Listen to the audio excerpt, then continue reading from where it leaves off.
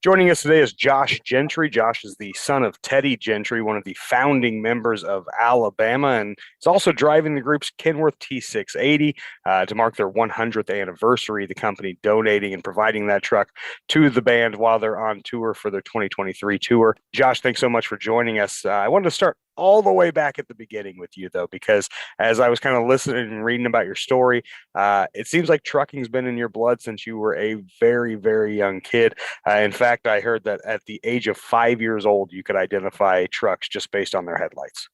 I, it's been almost an addiction. I mean that it's one that I never really ever put a whole lot of thought into it. It just was always a love. It was just something that I always truly loved, going on the road with mom and dad when I was a kid. And even when I wasn't able to go, mom and dad would take the big old shoulder rest camcorder and they would go out to the truck stops and they'd take videos of trucks driving around the truck stops, and they'd bring me back the VHS tape, and I'd sit and watch it for hours and stuff. So it's just always been something that is, I've just always felt that the Lord put the desire on my heart to have a love for it and an appreciation for it. And that's where it's just always been. It's not just to me, it's not just the machines themselves, it's the people that I've met through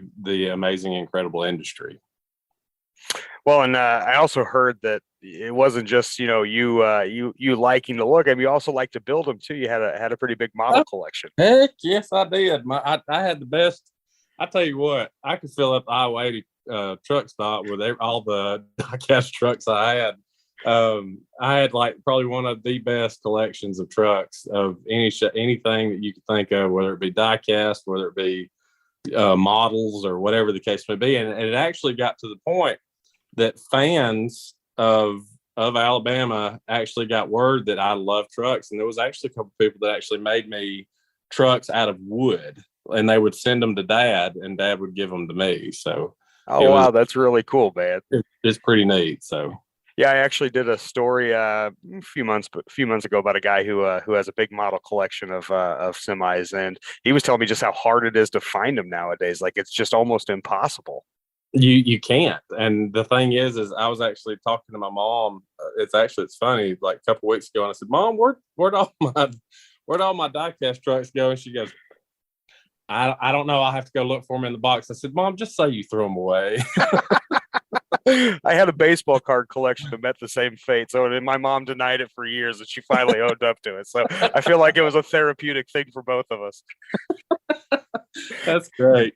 So, well, I was also told that when you were growing up, you'd have some breaks from school, and you get to go out on the road with your dad and the band, which number one is pretty damn cool. But the thing that I thought was kind of interesting about it is that I heard your favorite part was actually just being in the truck. Like, well, how it would work is I would schmooze dad over, and I'd be like, "Dad, let me go on the road with you. I ain't been out with you in a while."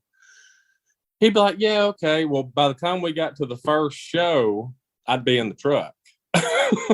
So it was just more of like get me there, and then I'm gonna get in the truck. And that's the way that it usually would go is like they'd have 4 or 5 show run at a time back then, and I'd literally spend from the time the first show to the time we got to the last one in the truck. And then on the last show, of course, I had to get back on the bus to go back home. But that was the way that it usually worked is dad, it's almost like I think he anticipated knowing that whenever I went out, I was going to want to be in the truck. So yeah, that's the way that it worked. So you're just up there bugging the driver, asking him what this button does and that, right? Heck yeah! And I've actually got some driver friends of mine that work for Alabama, and they've told me some stories of things that I said when I was a kid, and I don't remember them. Like I went into a truck stop one time and got a Mountain Dew, and I turned to the driver. I might have been 8, 9 years old, and I got a Mountain Dew, and he said. He said that he tells me this story all the time. He said, "You walked out of that truck stop," and he said, "You had a Mountain Dew." And he said, "You came and got in the truck." And he said, "You looked at me and said, 'You know why I get Mountain Dew?'" Griff said he looked at me and said, "No, why?" He said, "Because it jacks me up." You knew like, early on. Well, being up there in that cap, like, how did that kind of shape your desire to drive, later in life? Well, I think the part that was really the shaping was seeing the family atmosphere and what this organization and the group Alabama is going out and seeing different, because I've done different avenues. I've pulled produce, I've done dry van, I've done hopper bottom, and I'm doing this now. And so it's more, I think the molding has not really actually had to take a whole lot of effect because of the fact that I've loved it so much and I've had such a desire to be somewhat shape, form, or fashion in the trucking industry, because it is such a, I think like everything else, I mean, you've got your good and you got your bad. It doesn't matter what you do. It doesn't matter how you look at it. There's always an aspect of it that people go, gosh, I would love to change that, or I'd love to change this, but this is just awesome, this side of it. And the molding of to where I feel like because it's never, the passion's never changed. It's never been something that like, oh, well, it's because of this, it's made it get bigger. Because of this, it's just always been a love and a passion. So it's just, that's just pretty much the sum of, like, it's just a love. I can't explain it. No, I definitely understand it, man. And that's kind of what I talk to a lot of drivers, and it's such a different lifestyle that most are just not, used to, that either they get into the industry and they can't really sustain that lifestyle, or they're not aware that that's how much, just dedication it takes to wanting to kind of shift gears and be in that kind of, life. So I understand it completely, man. But I guess something that I think is really interesting, though, is like, now you've kind of gone full circle. Like, you're that guy in the seat now. What's that been like going full circle?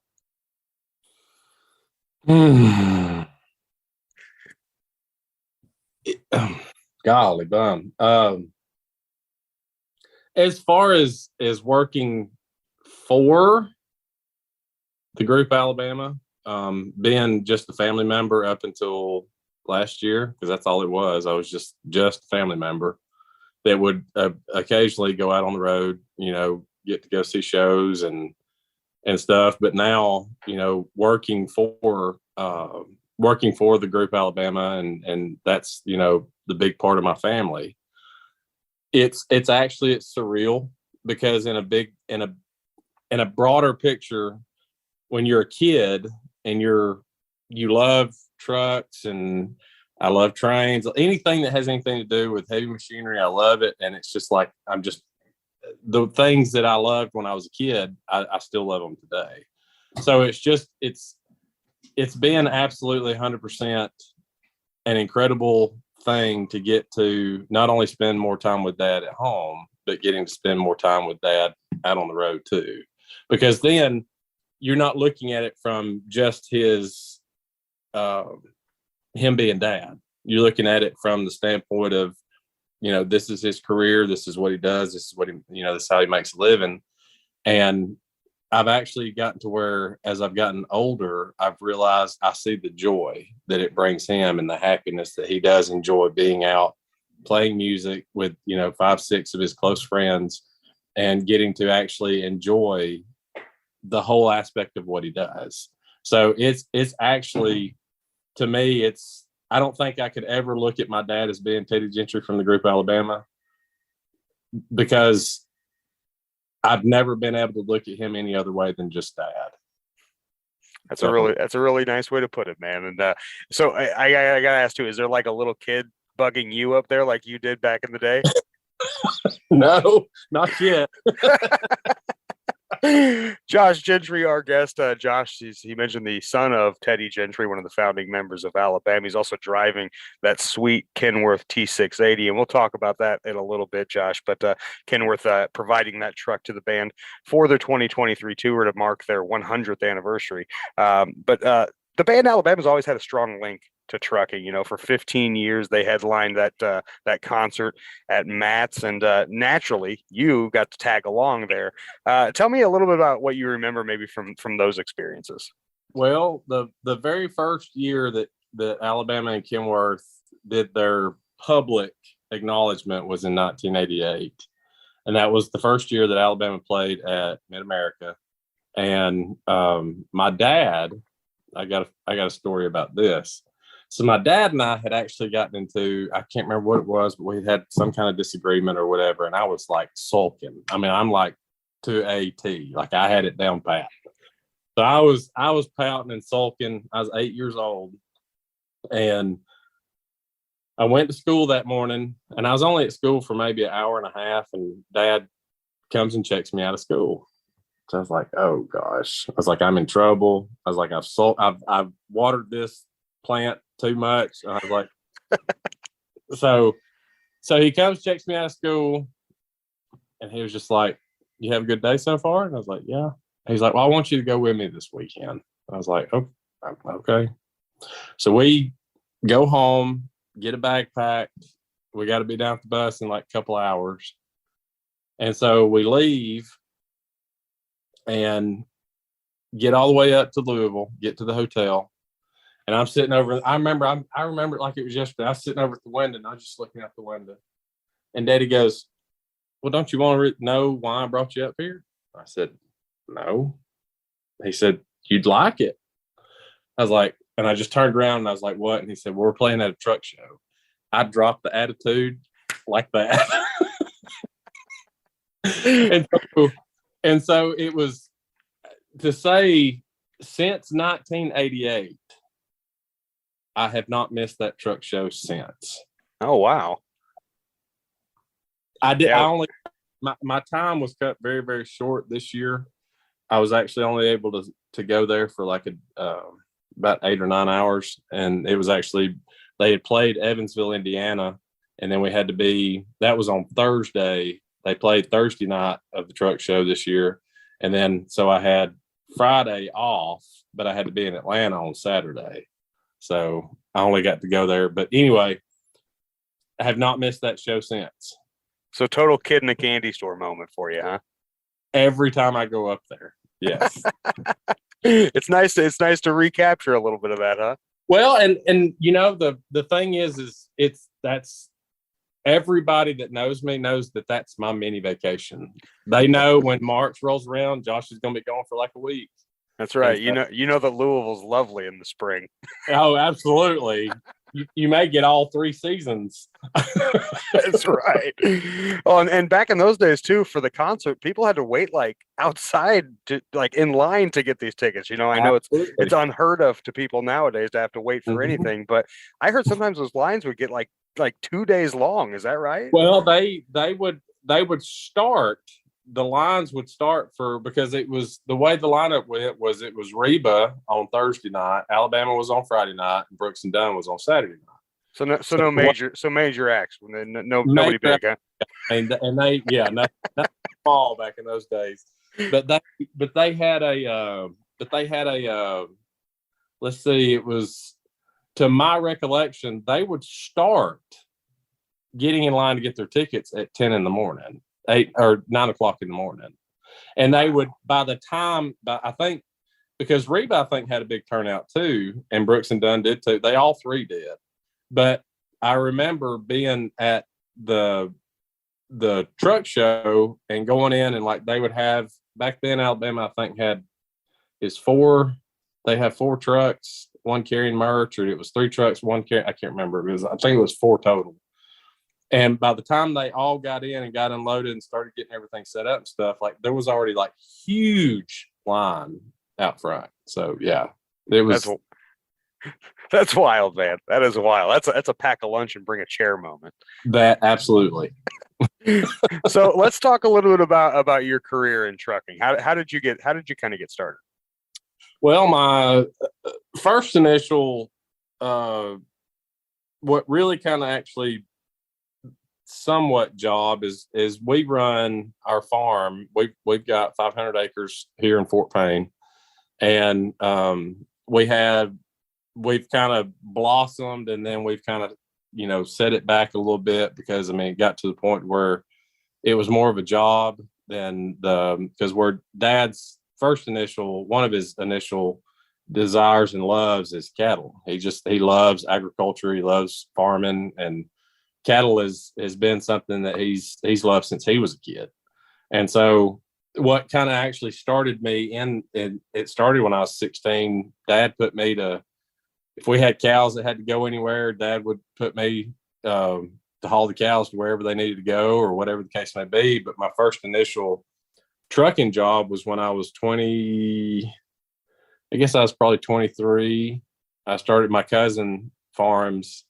They farm about, at the time, I think they were about 1,800 acres of row crop land. And so I would go and help them during harvest season, or if they had anything, but it's kind of grown from there.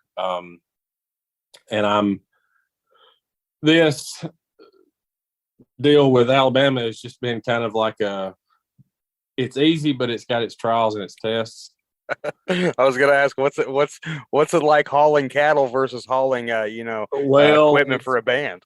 It's honestly, it's more stressful hauling it for a band because you've got, if something is not, like, if you are, because it's such a tight time restraint, maybe not in our camp, as far as, because our shows, the way we usually try to do our shows is we'll try to do like a week, like a weekend run to where we'll have a show, an off day, and then a show.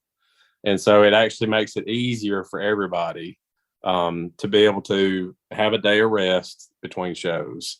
But it's easy. It's a lot of fun. Getting to see, the worst part is some of these venues they were built in the 1900s, or might even been the 1800s, and their loading docks are just not the easiest to get into. So they're putting your skills to the test, huh? But I've done it a few times. I've had to really try to put my thinking cap on, and there was a few times I had to call my mom and say, "Look, I left my thinking cap at home. Don't be mad at me."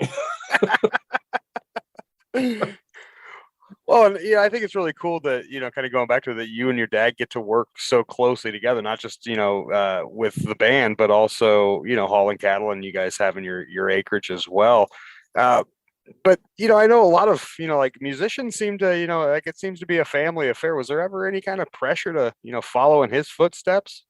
I moved. I've been a drum. That's another thing. I played drums since I was probably 3-4 years old. Never had a lesson before in my life. I learned the same way that my dad plays. My dad plays by ear. And that's how I learned too, is I learned by listening. But I moved to Nashville. I actually walked away from everything, walked away from the farming, trucking, everything. I was like, I'm just going to test it out, just kind of see what happens. So I moved to Nashville in 2005 and had a phenomenal band. My dad's probably one of the most finicky people when it comes to music style, lyrically, how someone is stage presence and blah, blah, blah. And he kept telling me, he's like, y'all have got a really good thing. Well, with the guys being from different, some of them were hired musicians. One of the front man, he already had a career in Canada, that he lived in Nashville, and we never could line up. So it just kind of fizzled away. Oh, that's crazy. And so it's just one of those. I gave it, let's say I was up there for 8.5 years. I worked for 2 record labels, 2 publishing companies. I did road managing for an artist, and I worked at a merch company in those 8 years that I lived up there. So, and then you said that's enough for me. I'm out. That's enough. I'm out. I'll go back and get whipped with chains and stuff by the group Alabama, and let them let them mold me into whatever it is they want me to be. Yes, sir. I could definitely dig that, man. I could definitely dig that. Talking with Josh Gentry, he is the son of Teddy Gentry, as we mentioned, one of the founding members of Alabama. And something really cool that I think you're getting an opportunity to do is driving that Kenworth T680 around for the group's tour here in 2023. Kenworth providing the truck to mark their 100th anniversary.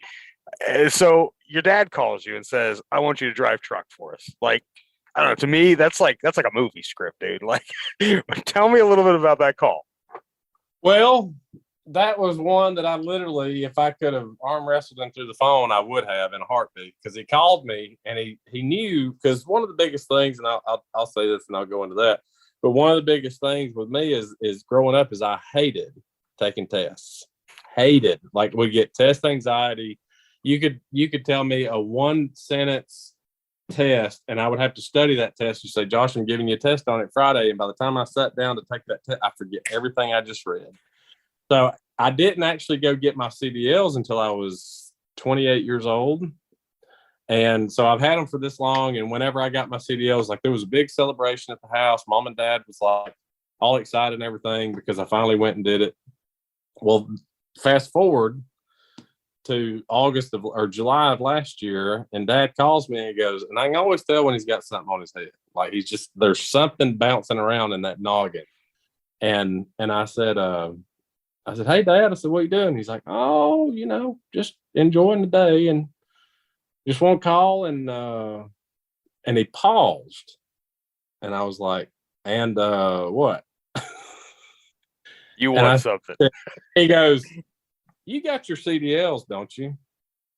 And I said, "Yes, Dad, I do." I said, "Do you not remember?" He goes, "Oh, no, I remembered." He said, "I was just clarifying to make sure." And I was like, "Dad, that's not very good." So he said, "Well," he said, "our buses are not going to be pulling trailers anymore." He said, "We've got too much gear." And he's like, we're going to go the semi route. And he said, "We want you to drive it for us." And so I was like, "Okay." I was like, "Tell me, what does it entail?" He's like, "Well, Jeff, the road manager, is going to call you and he'll give you all the details." So I was like, "Oh, so you was just the initial asker." And I was like, "There's someone else that's going to follow through with," and he's like, "Just talk to him." And he said, "You make the decision." He goes, "If you decide you want to, it's great. If you don't, no hard feelings." So I was like, "All right." So about 30 minutes later, Alabama's road manager calls me and kind of leads up into the same thing. He's like, "Hey, you got your CDLs?" And I was like, yes, I do." "So you send you a picture of them?" And he was like, "No." And we laughed and we made a few jokes or whatever. And he's like, "Well," he said, "here's what we're planning on doing." And he said, "We want to get a truck and blah, blah, blah." Well, Tony Conway, Alabama's manager, called me and he's like, "Hey, do you have any ties with Kenworth?" Well, back in 2000 and I think it was 2017 to 2018, met a gentleman at the Kenworth booth in Louisville. Got to talking to him and introduced myself, told him who I was, and we all kind of stood around with the sales reps and stuff, and we all just kind of talked and made contact with the gentleman. And I called him one day. I guess it was last September, and called and said, "Hey, Alabama's needing trucks." And they've been nothing but exceptional ever since. And they've taken care of, they've always taken care of Alabama. They've always been, and that's the kind of the sum of it, of what I was saying is the one phone call has led to me getting to be a part of the relationship that Kenworth and Alabama has. So it's been amazing. And Dad absolutely loves it that I'm riding up and down the road in a Kenworth. So that's he's tickled pink about it. He asked me all the days, like, "Truck doing good? You got is everything working out good? Everything good? Everything?" "Yes, Dad, everything's good." Well, and I've seen some pictures of it too. A beautiful truck, that T680 from Kenworth. They provided that to the band back in February. How you liking it so far? I love it. It's it's a very dynamic truck, meaning it's for what we do in the entertainment industry. Some of the venues, like I was saying, they're unique to get in and out of and stuff. And I know that it's made it a whole lot easier on me, and it's made it easier on getting in and getting out of places. And it's been extremely nice, and I love everything of it. Well, I know you've been spending plenty of time, as I mentioned earlier. You sent me your schedule when we were trying to put this whole thing together, and I'm like, dude, this is crazy hectic. Like, I've got 3 kids. I thought my life was busy, but you are hoofing it out there, brother. So, I definitely appreciate it. The last one I've got for you, and I have to know, what's your favorite Alabama song? Down on Longboat Key. Really? See, I assumed it was going to be Roll on 18 Wheeler, but I don't know. Nope. My favorite song, and it wasn't even released as a single, is it's a song that they had on the 40-Hour Week album. And it's the reason why I love it so much is because their harmonies are so, they have a lot of songs that you can hear their harmonies that are just, but for some reason on that one song, it just, oh my gosh, it's awesome. It's so awesome. My second favorite is Roll On. See, I knew it. I got you there. He's Josh Gentry. Josh is the son of Teddy Gentry, but more importantly, he's the guy hauling all the equipment around for him this year on their tour in that Kenworth T680 that Kenworth's giving you guys for the tour this year and to mark their 100th anniversary. I know you got a little break this week, so enjoy your downtime. Appreciate you taking some time for us today, Josh, and keep on trucking out there, man. Yes, sir. It's been a pleasure.